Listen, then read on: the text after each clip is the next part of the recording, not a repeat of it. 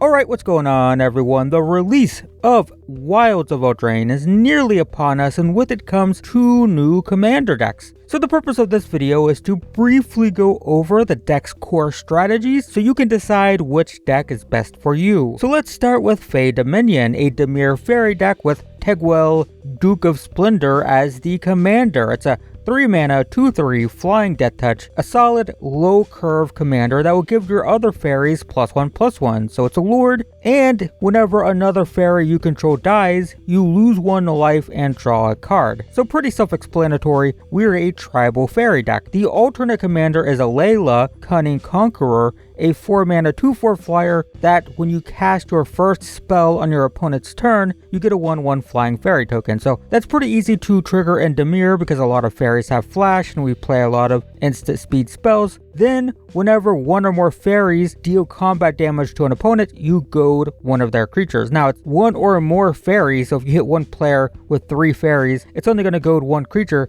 but it is per player. So yeah, this is all about casting things at instant speed to make a fairy army, and goading your opponents into attacking each other. So regardless of which commander you choose, you're going to be flooding the board with fairies and attacking in the skies, while being a nuisance in the process most likely. So the deck is filled with a lot of traditional fairy tribal cards like Scion of Una, Glenalindra Liege, and Distant Melody. The first 2 pump your board because it's a tribal deck, and Distant Melody lets you name a creature type and then you draw cards equal to the number of that creature type you control. So you basically draw 1,000,000 cards. We also have brand new tribal payoffs like Archmage of Echoes, Fairy Blade Crafter, and Nettling Nuisance. These are all brand new, printed in this deck. The first will actually create token copies of all your fairies. Also counts for wizards, but in this case we just care about fairies. The Blade Crafter will get +1/+1 counters whenever 1 or more fairies deal combat damage to a player, and when it dies, each opponent will lose X and you'll gain X, where X is its power. Nettling Nuisance will give your opponents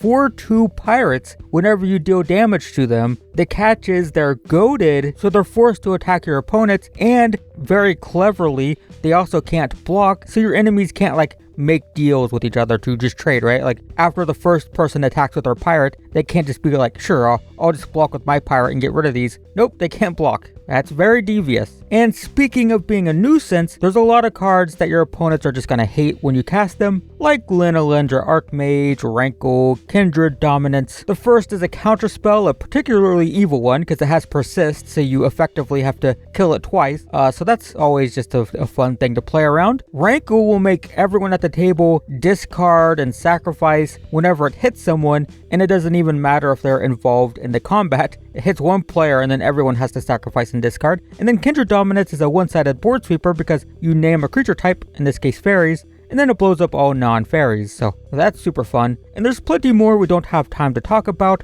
There's more tribal payoffs, there's more malevolent, tricksy spells, some giant massive powerhouses, because why the heck not? But if you like fairies, or if you just like playing tribal decks with a lot of tricks up their sleeves, then be sure to check out Fae Dominion. Next up is Virtue and Valor, a Selesnya deck that needs some explaining because it's built around rules. So these are token auras that attach to creatures and give them buffs. They're basically like regular auras, and the cards are double,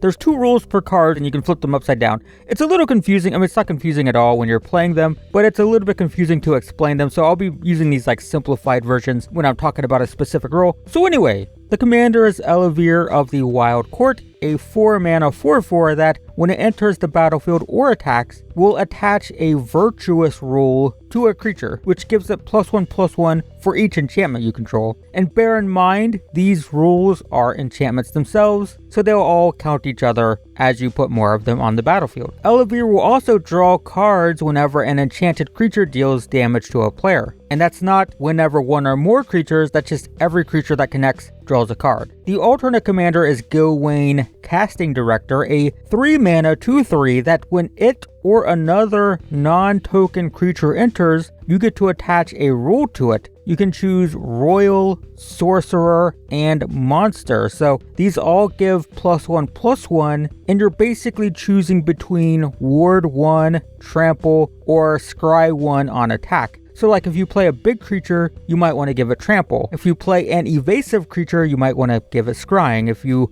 cast a creature that you really want to survive, you can give it ward 1 to help with that. So basically, regardless of which commander you choose, you're basically an aura deck that's taking advantage of these new rule tokens. So the deck is filled with things that care about auras, like Aura Gnarlid, Eidolon of Countless Battles, and Umbra Mystic. So the first two just get huge as you play more and more auras, and rules for that matter. And the Umbra Mystic gives all auras totem armor, which means if the creature would die, instead you destroy the aura. So that effectively turns all of your rules into like shields, right? You attach an aura to a creature, it's a cool benefit, but with Umbra Mystic, it'll also save it from dying. The deck also has a lot of powerful auras like Ethereal Armor, Ancestral Mask, and Mantle of the Ancients. The first two pump based on how many enchantments you have, and the Mantle does the same in addition to returning all auras in your graveyard to the battlefield attached to